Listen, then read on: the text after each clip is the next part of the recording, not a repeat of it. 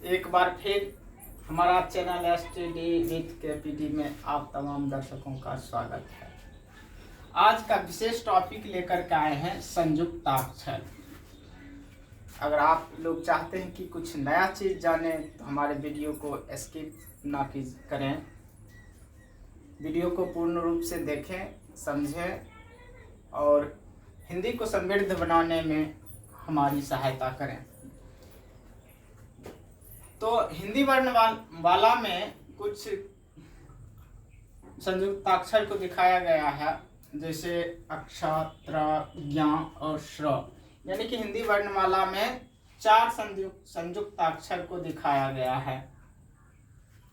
चूंकि इन वर्णों में दो व्यंजन वर्ण मिलकर बना है, इसलिए इनको संयुक्ताक्षर कहा गया है। जैसे अक्ष में क हलंत जोर मूर्धन्य श मिलकर बन जाता है क्ष, और ये है त्र यानी त और र मिलकर के बना है त्र, और ज्ञ, ऐसे हमारे बिहार में इसको ज्ञ बोला जाता है, लेकिन इसका शुद्ध उच्चारण होना चाहिए ज्ञ, ज हलंत और य यानी ज्ञ।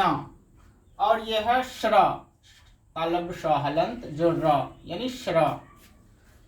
तो इसके अलावा भी हिंदी वर्णमाला में बहुत सारे संयुक्ताक्षरों का प्रयोग किया जाता है, जिसके बारे में विस्तृत रूप से कोई बताते नहीं हैं, और सीधे एक रियाज से उनको बच्चे पढ़ते पढ़ते सीख जाते हैं और उसको विस्तृत रूप से बताया नहीं जाता है कि क्या है। तो यहाँ पर बहुत सारी गलतियाँ होती रहती है। जैसे ये ले लेते हैं, तो इन वर्ण को क्या कहते हैं, तो बहुत से बच्चे इनमें कंफ्यूज हो जाते हैं। तो आज हम इन सभी वर्णों के बारे में विस्तृत रूप से बताने की कोशिश करते हैं कि ये सब क्या है। सबसे पहली बात, इनको बच्चे समझ जाते हैं, कई बच्चे इसको समझ जाते हैं घ, और कई बच्चे समझ जाते हैं इसको ध, लेकिन ये ना तो घ है और ना ही ध है।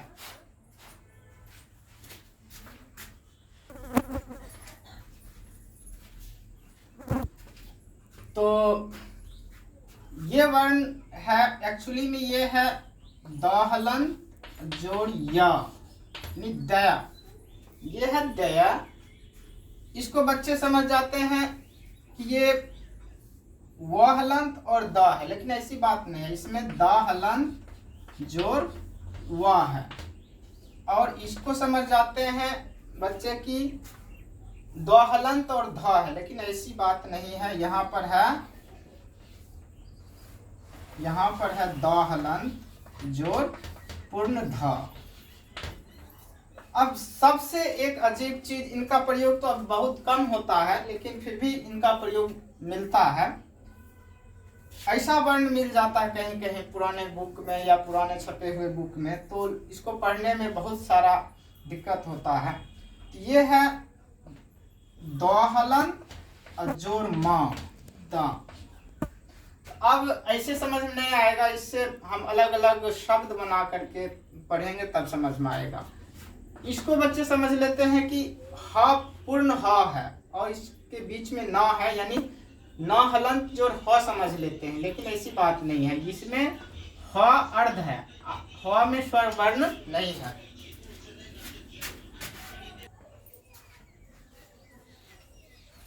तो हम बात कर रहे थे ये ह हलंत जोड़, इसमें पूर्ण न है। फिर ये अब यहाँ पर दिक्कत आ जाता है, ये क्या है, ये यहाँ पर है ह हलंत जोड़ म।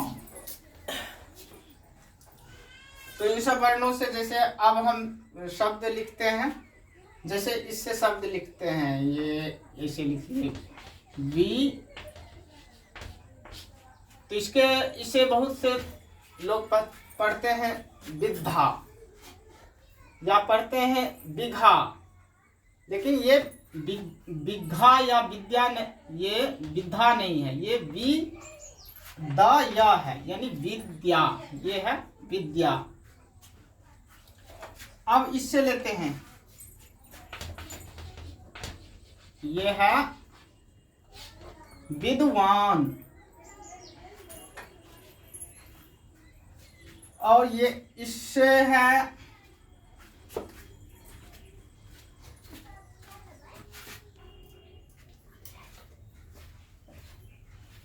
तो अब हम विभिन्न शब्दों में इसका प्रयोग देखते हैं। जैसे वी, यहाँ पर द या है, द या में आ की मात्रा लग गई और ल या, विद्यालय।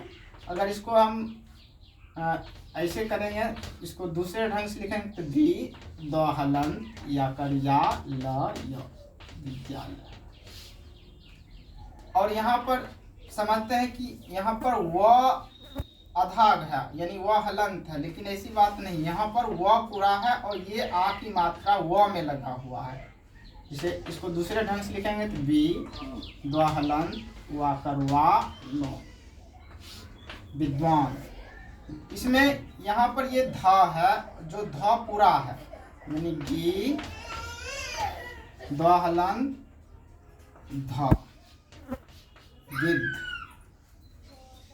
यहाँ पर प है, द हलंत और म है, यानी द हलंत मो, पद्म। यहाँ पर पद्म है और यहाँ पर है ब्रा ह हलंत म कर्मा, ब्रह्मा। और यहाँ पर है ची ह हलंत न, चिन्ह।